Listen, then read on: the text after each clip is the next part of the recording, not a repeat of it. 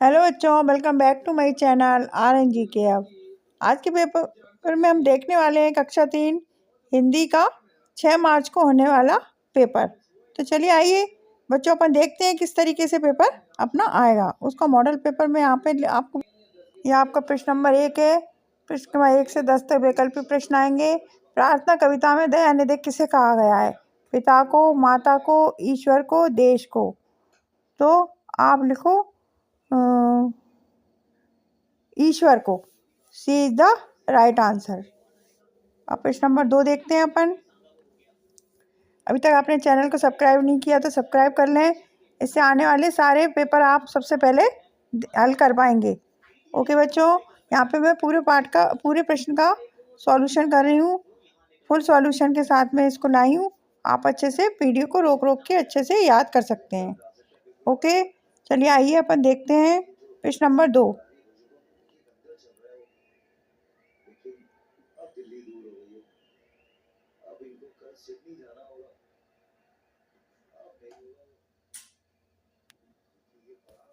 इसका पहले वाले का प्रश्न का उत्तर है ईश्वर को। प्रार्थना कविता में दयानिधि किसे कहा गया है? ईश्वर को। अपन देखते हैं प्रश्न नंबर 2। नीम के किस भाग को जलाने पर मच्छर भाग जाते हैं? तो आप उत्तर में लिखिए ऑप्शन डी, पत्ती को। पत्ती को जलाने से मच्छर भाग जाते हैं। प्रश्न नंबर 3 है आपका।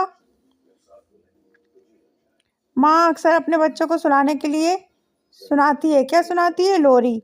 तो आप देखिए option D is the right answer, लोरी। प्रश्न नंबर 4 है। पसीना छूटना मुहावरे का अर्थ है।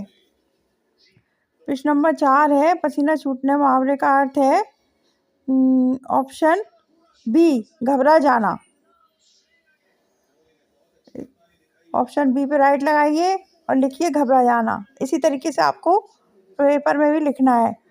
प्रश्न नंबर 5 है। लौह पुरुष के नाम से किस महापुरुष को जाना जाता है?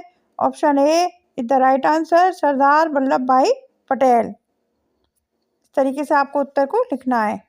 अब चलिए देखते हैं। निम्न चित्र का अवलोकन करें। प्रश्न क्रमांक 6 से 10 तक के वैकल्पिक प्रश्न हेतु इनको भरना है। ये चित्र दिया हुआ है। उक्त चित्र किस स्थल का है? तो आप लिखेंगे कहाँ का है ये चित्र। इसको अच्छे से देखिए। लिखिए आप रेलवे स्टेशन का। कहाँ का है? रेलवे स्टेशन का।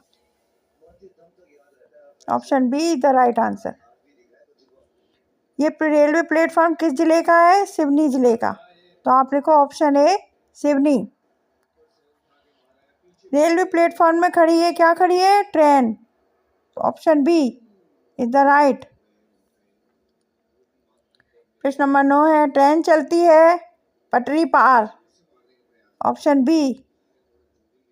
और 10वां है, यात्रियों के लिए रेलवे प्लेटफॉर्म होता है छायादार। तो आप लिखिए option A is the right answer, छायादार। अब अपन देखते हैं लघु उत्तरीय प्रश्न।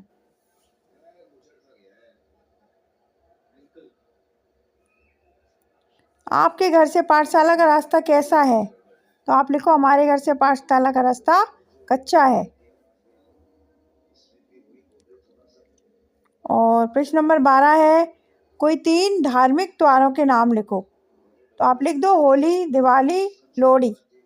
होली, दिवाली, रक्षाबंधन भी लिख सकते हो आप। लोहड़ी पर धार्मिक पूछे तो आप लोहड़ी लिख सकते हैं। दशहरा भी लिख सकते हैं। रावण कहाँ के राजा थे?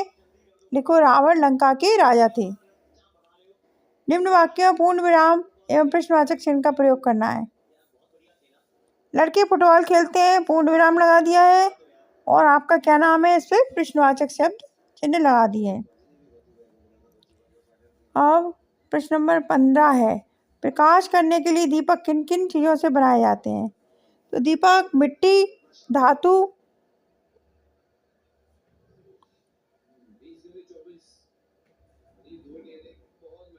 प्रकाश करने के लिए दीपक मिट्टी, धातु और कांच की छोटी बोतल से बनाए जाते हैं।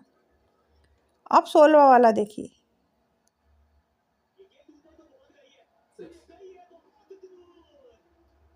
प्यारी चिड़िया कविता में पोखर थोड़ा जल पोखर का लाना पंक्ति में पोखर शब्द का प्रयोग हुआ है।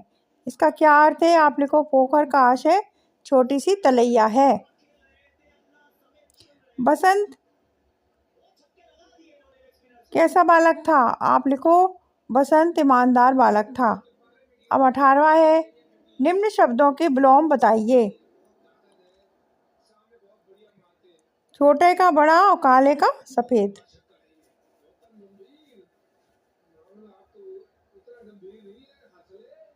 और 19 वाला प्रश्न है, यदि बच्चों की सरकार बन जाए तो आप क्या करेंगे?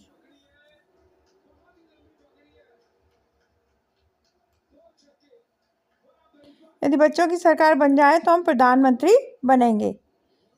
और 20वां है, मिट्टी का घर बनाने के लिए उपयोग में लाई जाने वाली वस्तुओं के नाम लिखो। तो आप लिख दो मिट्टी, लकड़ी, खपरेल, बांस।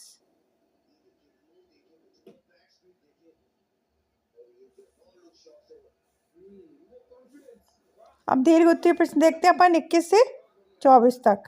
बल्लभ जिस समय पाठशाला जा रहे थे, बल्लभ पाठशाला देरी से क्यों पूछे? क्योंकि वो जिस समय पाठशाला जा रहे थे उस समय रास्ते में एक पत्थर से उन्हें ठोकर लगी, जिससे उनके अंगूठे में खून निकलने लगा। उन्होंने सोचा कि इस पत्थर को अन्य लोगों को भी ठोकर लग सकती है, तो उसे उखाड़ कर फेंकने की सोची। वो उस पत्थर को उखाड़, किंतु वह गहरा गड़ा हुआ था। बहुत कोशिश करने के बाद मुश्किल से उसे वहाँ से हटा पाए। इस कारण पाठशाला पहुँचने में उन्हें देरी हो गई। इस तरीके से आप लिख सकते हैं।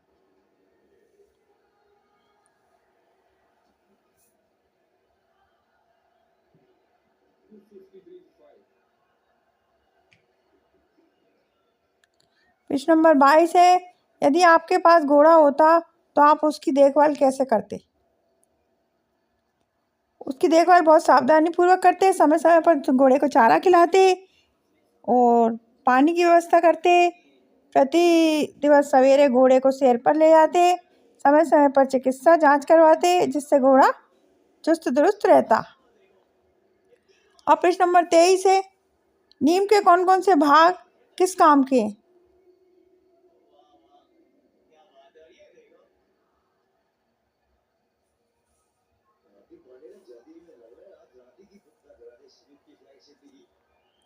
पत्ती दांत खाज को दूर करने एवं धुआं मच्छर भगाने में काम आती है।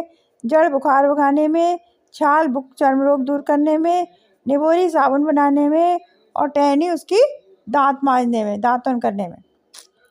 अपन देखते हैं प्रश्न नंबर 24, रकार एवं रैफ वाले शब्दों को छांटना है।